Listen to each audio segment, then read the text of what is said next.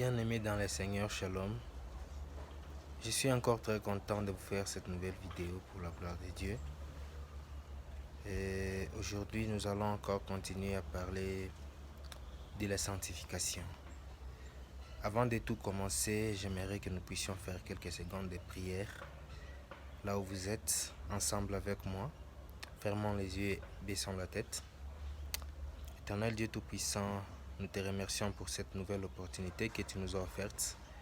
Oui, Seigneur Dieu, nous te prions que la gloire te revienne pour ces instants de partage de ta parole. Que Seigneur Dieu, cette parole puisse édifier ton peuple. Oui, Seigneur, dans le but d'attendre ton retour. Oui, Seigneur Dieu, nous devons demeurer dans la sanctification. Fais-nous grâce dans le nom de Jésus, nous prions. Amen. Merci peuple de Dieu, là où vous êtes. Aujourd'hui, nous allons partager sur le livre des Hébreux, Hébreux 12, 14, qui dit que nous devons rechercher la sanctification et la paix, sans laquelle nous devons rechercher la paix avec tous et la sanctification, sans laquelle nul ne verra Dieu. Et j'aimerais vous dire que cette phrase-là est très importante. Celui qui croit en Jésus doit demeurer dans la sanctification. Parce que si tu n'es pas dans la sanctification, tu n'es pas éligible d'hériter la vie éternelle.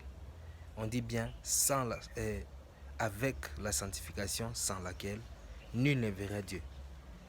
Vous savez il existe la sanctification comme l'homme a le corps, il a l'âme et il a l'esprit. Aujourd'hui, nous allons détailler la sanctification sur trois niveaux. Au niveau de l'âme, au niveau du corps et au niveau de l'esprit. La sanctification du corps, premièrement, nous devons être propres. Vous savez qu'un enfant de Dieu doit être propre pour ne pas indisposer les autres. Si tu ne prends pas soin de ton corps, là tu gênes les autres. Tu dois être propre de la tête jusqu'aux pieds. Tu ne dois pas dégager de mauvaises odeurs pour ne pas ennuyer les autres. Surtout que si tu veux partager la parole de Dieu ou donner conseil à quelqu'un, tu dois être exemplaire toi-même. Tu dois être propre pour éviter des maladies. Il existe des maladies de la peau, etc. Pour être propre, ça ne demande pas grand-chose. Il faut être discipliné, il faut vraiment être propre.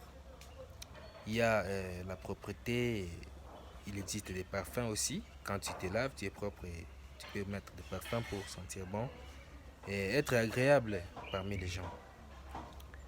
Repasser les habits, ça ne coûte rien et c'est toujours très important de repasser les habits, de ne pas avoir des habits froissés. Un enfant de Dieu doit se respecter parce que le corps de l'homme, c'est le temple du Saint-Esprit. La Bible le dit. Il faut éviter des tatouages. Un enfant de Dieu ne peut pas mettre des tatouages sur le corps. Non, ce n'est pas bien, ce n'est pas bon. Dieu n'est pas fou pour te créer avec cette peau originale que tu as. Aujourd'hui, il y a des gens qui souffrent des cancers de la peau. Vous voyez, à cause de ces histoires-là, il faut éviter des tatouages. Être propre, éviter des tatouages, éviter de mettre des bijoux partout, des boucles d'oreilles. Maintenant, ça devient ici, à la joue et par-ci, par-là. C'est pas propre, c'est pas intéressant. Il faut avoir un style.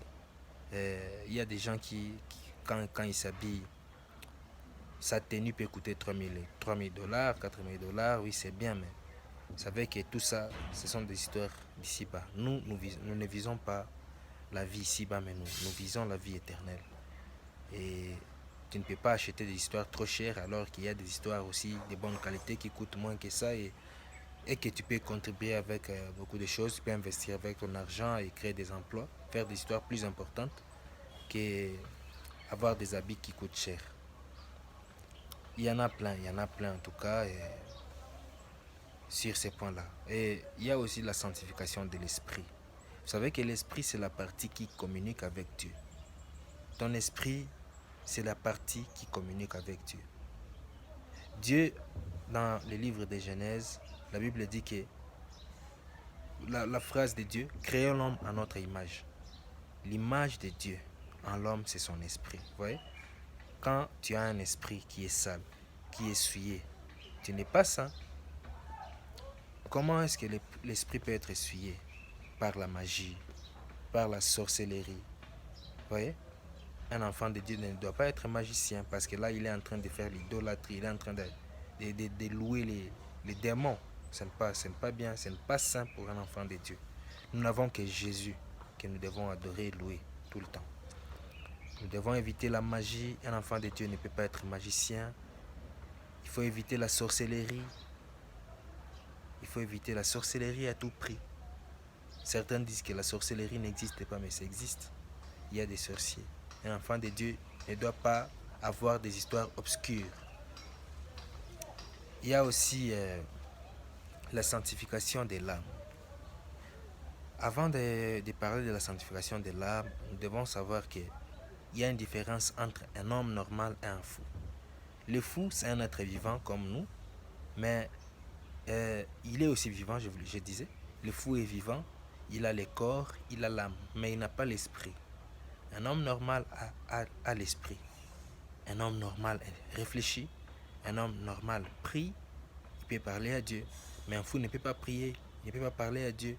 Il ne réfléchit pas. Et vous voyez que le fou a une âme. Alors, la sanctification de l'âme. L'âme, c'est la partie de l'homme où résident les sentiments. Vous voyez? Il y a les sentiments. Un enfant de Dieu ne peut pas se fâcher. Il faut éviter la colère. Il faut éviter l'orgueil. Il faut éviter les complexes d'infériorité, les complexes de supériorité. Il faut l'éviter. Il faut éviter la jalousie. Il faut éviter la jalousie. Un enfant de Dieu ne peut pas être jaloux des autres. Il doit être reconnaissant envers Dieu pour avoir béni les autres. Il doit être fier de ce qu'il est parce qu'il est ainsi par la grâce de Dieu. Nombreux sont morts, nombreux ne sont pas comme toi. Et qu'est-ce que tu dis à Dieu? Il faut dire merci. Tu dois être reconnaissant envers Dieu. Il faut éviter il faut éviter la jalousie. Il faut éviter la haine, l'orgueil, la rancune, la colère. Vous voyez? Il faut être vraiment saint sur les plans, sur tous les trois plans. Sur l'âme, l'esprit et le corps. Pour la gloire de Dieu. N'oublions pas que la fin des temps est vraiment proche et que Jésus revient bientôt. Heureux celui qui demeurera saint pour la gloire de Dieu, dans le but d'hériter la vie éternelle. Là où vous êtes, que Dieu vous bénisse, que Dieu vous remplisse de bénédictions, qu'il vous bénisse sur tous les plans, sur tous les domaines de vos vies, dans le nom de Jésus-Christ. Merci à vous d'avoir suivi. Je vous prie de vous abonner sur ma page. Abonnez-vous abondamment. Et partagez aussi ces vidéos pour édifier les peuples de Dieu là où vous êtes. Que Dieu vous bénisse abondamment. Que la gloire soit rendue à Dieu pour cette vidéo.